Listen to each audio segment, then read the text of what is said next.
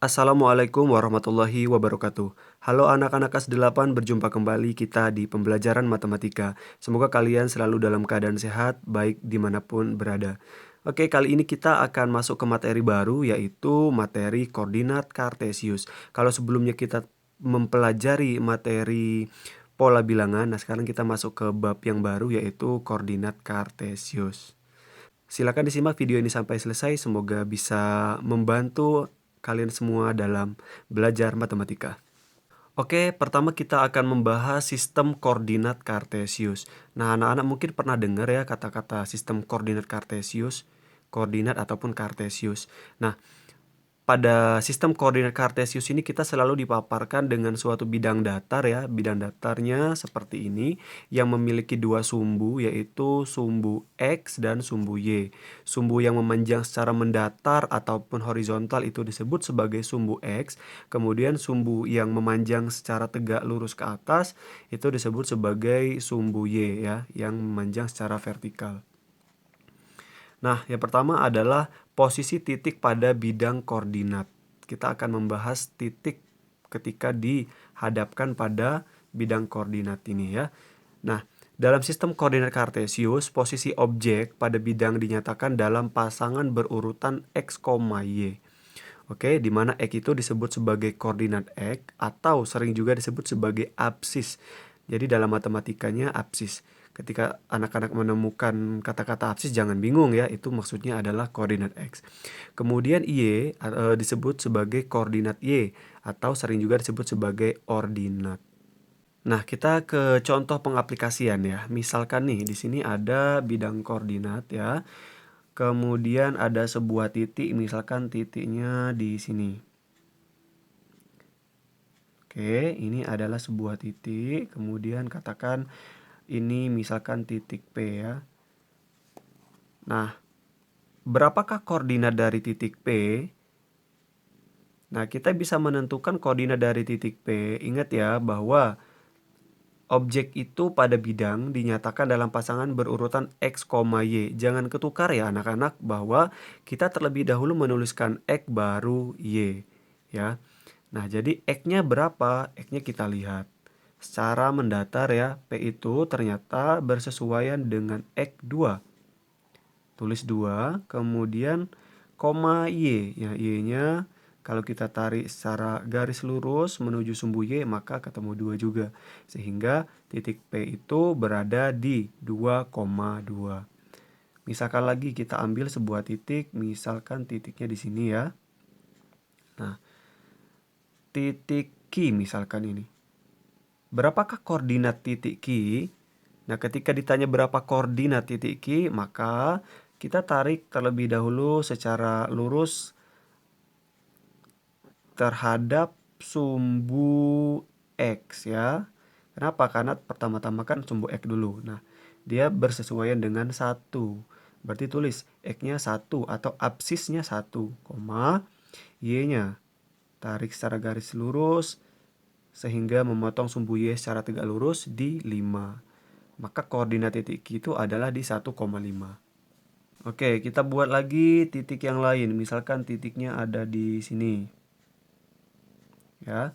Sama ya, pertama kita tarik garis tegak lurus terhadap sumbu X-nya. Nah, maka dia bersesuaian dengan negatif 3. Kita namakan misalkan titik ini adalah R. Titik R ya. Berapa koordinatnya? Maka koordinatnya adalah negatif 3, nah Y-nya sekarang ya. Kita tarik sampai dia memotong sumbu Y secara tegak lurus, maka bersesuaian di 1. Jadi koordinat dari titik R itu adalah negatif 3,1. Nah, seperti itu kita menentukan posisi titik pada bidang koordinat. Oke, kita ke contoh soal lagi. Misalkan ini ya, buatlah titik S negatif 1, negatif 6 dan titik T 7, negatif 5 pada bidang koordinat. Nah, kita diminta untuk membuat titik atau menuangkan titik ataupun noktah ke dalam bidang koordinat ini. Pertama kita lihat dulu ya. S-nya negatif 1, negatif 6. Berarti X ataupun absisnya negatif 1. Kita cari dulu nih, negatif 1. Nah, ini ya, negatif 1. tarik garis yang lurus, kemudian dan ordinat ataupun Y-nya di negatif 6. Nah, ini ordinatnya. Nanti akan berpotongan di suatu titik. Nah, titik perpotongan inilah yang dimaksud sebagai S. Titik S ya. Nah, S. Kemudian titik T. Titik T dengan absisnya 7, maka lihat X-nya 7. Oh, ini ya. Nah, kita tarik. Kemudian ordinat ataupun Y-nya di negatif 5. Negatif itu di bawah. Berarti kita tarik ya. Ini ke bawah. Oke. Dan ini kita tarik juga. Secara garis lurus. Maka akan ketemu di suatu titik. Perpotongan ini disebut sebagai titik T. Nah, seperti itu cara menentukan dan membuat titik pada bidang koordinat ya. Oke, selanjutnya kita lanjutkan ke kuadran pada bidang koordinat. Oke. Nah, pada bidang koordinat ini, anak-anak perlu ketahui bahwa terdapat 4 kuadran ya, atau 4 bagian. Yang berada di atas sumbu X kemudian berada di sebelah kanan dari sumbu Y itu adalah kuadran pertama. Kemudian yang ini adalah kuadran kedua yang berada di sebelah kiri dari sumbu Y dan berada di atas dari sumbu X. Dan yang ini adalah kuadran ketiga di bawah sumbu X kemudian di sebelah kiri dari sumbu Y. Dan yang ini adalah kuadran 4 di bawah sumbu X dan di sebelah kanan dari sumbu Y. Kuadran 1, kuadran kedua, kuadran ketiga, dan kuadran keempat. Misalkan titik 2,1 terdapat di kuadran berapa? Nah, kita lihat 2,1 ya. Titik misalkan titik P yaitu di 2,1 ada di kuadran berapa? Absisnya 2 berarti di sini, kemudian ordinatnya 1. Nah, ini ya. Nah, ini perpotongannya. Berarti titik itu ini. Titik P itu berada di mana? Nah, jelas ya, ini berada di kuadran 1. Berada di kuadran 1 atau kuadran pertama. Kemudian lagi misalkan ada titik Q. Titik Q itu terletak di koordinat negatif 3, negatif 2. Ada di kuadran berapakah titik Q? Kita lihat absisnya negatif 3 berarti ini. Ini absisnya di sini, kemudian ordinatnya negatif 2. Berarti di sini ya. Nah, ini perpotongannya. Ini adalah titik Q. Titik Q berada di kuadran ketiga. Nah, begitu seterusnya. Misalkan titik 3, negatif 1. Kita lihat. Absisnya 3, kemudian ordinatnya negatif 1. Berarti di sini kan. Nah, titik ini. Misalkan titik U. Nah, titik U itu ada di kuadran keempat. Titik U ada di kuadran 4. Seperti itu ya. Nah, mudahnya adalah ketika kalian menemukan koordinat di mana absis dan ordinatnya sama-sama positif, itu pasti di kuadran pertama. Tapi kalau seandainya nilai X ataupun absisnya negatif, kemudian ordinatnya atau Y-nya positif, maka di kuadran kedua. Tapi kalau semuanya kedua-duanya negatif, maka ada di kuadran ketiga. Tapi kalau seandainya absisnya positif tapi ordinatnya negatif, ada di kuadran keempat. Mudah bukan? Oke, kita beranjak ke contoh soal ya. Misalkan nih ada soal, gambarlah titik P yaitu negatif 4,3, Q-nya negatif 5, negatif 4, R-nya 6, negatif 3, S-nya 5,4, dan T negatif 3,0. Tentukan kuadran masing-masing titik. Nah, kita diminta untuk menentukan kuadran dari masing-masing titik ini. Pertama-tama kita gambar dulu nih titik P. Misalkan P itu terletak di negatif 4,3. Ini ada bidang koordinatnya ya. Karena dia negatif maka bergeraknya ke kiri untuk absis atau X-nya. Negatif 1, negatif 2, negatif 3, negatif 4. Ini negatif 4 ya. Kemudian koma 3. Positif berarti ke atas. 1, 2, 3. Nah, bersesuaian dengan ini. Kira-kira di sini ya.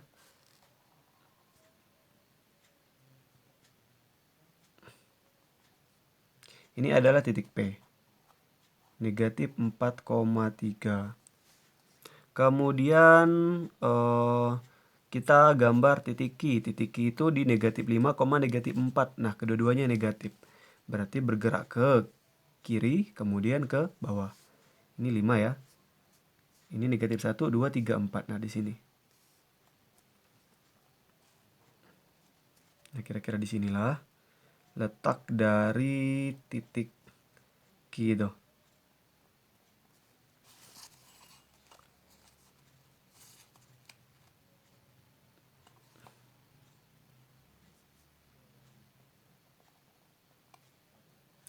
Ini titik Q ya, titik Q dengan koordinatnya negatif 5, negatif 4.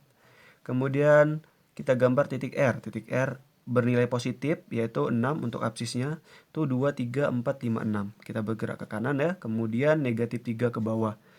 Itu 2, 3. Nah, di sini.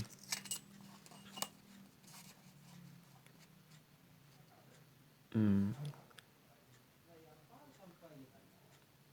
Hmm.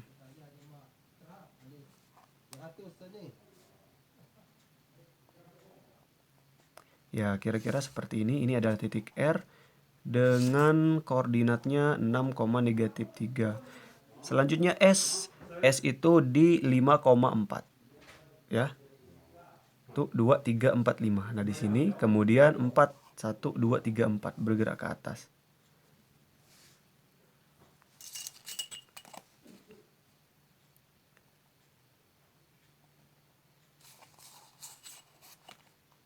Nah, ingat ya, ketika kita menggambar, jarak dari masing-masing itu haruslah sama agar tepat untuk menentukan koordinatnya. Nah, jarak masing-masing ini kan 1, 2, 3, 4, masing-masing satuannya harus sama. Kalau memang senti ya sentimeter gitu. Nih, harus sama ya. Jangan ada yang panjang kemudian ada yang pendek. Nanti tidak tepat ketika kita menggambar. Lanjut untuk titik T. Titik T itu di negatif 3,0. X-nya negatif 3, 1, 2, 3 berarti di sini. Kemudian Y-nya di 0. 0 itu di sini ya. Nah, berarti di sini. Ini adalah titik T. Nah, sekarang gambar sudah kita buat. Selanjutnya kita menentukan kuadran dari masing-masing titik. Kita jawab nih ya, kuadran. Untuk titik P yang pertama ya, titik P itu ada di kuadran 2. P ini ada di kuadran 2 kan? Kuadran kedua. Kemudian titik Q. Titik Q ini ada di kuadran berapa? Ada di kuadran ketiga. Maka Q ada di kuadran ketiga. Selanjutnya titik R. Titik R ini ada di kuadran keempat. Keempat ya. Titik S ada di kuadran berapa titik S? Nah, di sini ternyata ada di kuadran pertama atau kuadran 1. Nah, yang terakhir adalah titik T. Nah, titik T ini coba perhatikan ada di mana. Titik T ini kan berada di sumbu ya. Dia tidak berada di kuadran kedua, kemudian tidak juga berada di kuadran ketiga. Dia berada di antara. Maka kita tulis saja strip gitu. Karena dia berada di sumbunya, sumbu X gitu. Selanjutnya adalah jarak titik-titik tersebut terhadap sumbu X. Oke, P ya. Misalkan jarak dari titik P terhadap sumbu X. Ini sumbu X, berarti kita hitung dari titik ini menuju sumbu X. Berapa? 1, 2. Ada 2 ya, berarti 2 satuan terhadap sumbu X. Oh ya, ini salah tulis ya, seharusnya kalau 3 itu di sini. Oke, kita rubah aja. Ini 2 ya. Kita buat ini 2 saja, biar kita tidak merubah gambar. Karena kalau 3 berarti harusnya di sini ya, tadi salah. Jarak dari titik P terhadap sumbu X itu adalah 2 satuan. 1, 2. P ke sumbu X itu adalah 2 satuan. Oke, titik lagi, titik Q. Titik Q terhadap sumbu X. Nah, berarti kita mengarahkan juga ke sumbu X. Nih ya, ke atas ke sini berarti. 1, 2, 3, 4. Berarti ada terhadap sumbu X itu ada 4 satuan ya. Nah, selanjutnya titik R terhadap sumbu X juga. Hitung 1, 2, 3. titik R terhadap sumbu X sama ya, itu ada 3 satuan. Selanjutnya titik S terhadap sumbu X sama, berarti kita arahkan ke sumbu X. 1, 2, 3, 4, ada 4 satuan. 4 satuan untuk titik S terhadap sumbu X. Kemudian jarak dari titik T terhadap sumbu X. Nah, karena dia berada di sumbu X, tepat di sumbu X ya, T terhadap sumbu X, maka dia 0 satuan. Karena tidak memiliki jarak, karena dia berada di tepat sumbu X. Selanjutnya, kita akan menentukan jarak titik terhadap sumbu Y. Kalau tadi terhadap sumbu X, sekarang kita terhadap sumbu Y-nya ya. Titik P dulu. P terhadap sumbu Y. Kita arahkan sehingga ia bergerak secara tegak lurus terhadap sumbu Y. Hitung, 1, 2, 3, 4. 4 satuan. Selanjutnya titik Q terhadap sumbu Y. Ini ya. Terhadap sumbu Y, berarti ke sini. Hitung, 1, 2, 3, 4, 5. Ada 5 satuan. 5 satuan. Titik R. 1, 2, 3, 4, 5, 6. Titik R ini terhadap sumbu Y ada 6 satuan. Titik S. 1, 2, 3, 4, 5. 5 satuan untuk titik S terhadap sumbu Y ya. Kemudian T terhadap sumbu Y. 1, 2, 3. Ada 3 satuan. Nah, seperti itu. Mudah kan ya? Nah, ini kalau seandainya ada gambar, gimana kalau seandainya tidak ada gambarnya gitu. Cuma dipaparkan ini. Kita bisa langsung menjawabnya kan. Nah, coba perhatikan. Dari titik-titik ini kemudian ke sumbu X, kalau anak-anak perhatikan ya, lihat. P terhadap sumbu X itu 2. 2 ini sama dengan ordinat atau Y-nya si titik P. Q 4. Ternyata 4-nya Q ya, ordinatnya si Q. R. Ordinatnya si R ternyata 3. Kemudian S. Ordinatnya si S. Pun begitu dengan yang ini 0 ya. Selanjutnya untuk sumbu Y, kalau diperhatikan ternyata 4 itu absisnya si P. Kemudian Q 5 absis juga ya. Absis positif gitu. Kemudian 6 juga absisnya R. 5 absisnya si S dan 3 adalah absis dari T, absis positif ya. Nah, jadi mudahnya adalah ketika ditanya menentukan jarak titik terhadap sumbu X, maka yang harus dipandang atau kita lihat itu adalah Y positifnya. Yang Y bernilai positif atau ordinat positif ya. P terhadap sumbu X, maka lihat aja Y-nya. Berarti jaraknya 2 satuan. Q berarti ini kan negatif 4 ya. Ambil positifnya maka 4 satuan. Yang ini 3 satuan. Nah, kalau jarak yang ditanya adalah jarak titik terhadap sumbu Y, maka yang kita lihat adalah absisnya atau X-nya. X yang bernilai positif. Nah ya, lihat nilai X-nya yang bernilai positif. Seperti itu, mudah ya. Oke, materi kita untuk pertemuan kali ini cukup sampai di sini. Nah, ini ada latihan, silakan kalian kerjakan. Gambarlah titik H, negatif 5,4, I 7,-6, dan J 0,-9. Kemudian setelah digambar, tentukan letak kuadran masing-masing titik. Dan tentukan jarak masing-masing titik terhadap sumbu X dan juga jaraknya terhadap sumbu Y. Oke, demikian sampai di sini ya. Semoga bermanfaat dan bisa diterima dengan baik. Sampai berjumpa kembali di pertemuan berikutnya. Wassalamualaikum warahmatullahi wabarakatuh. Bye-bye.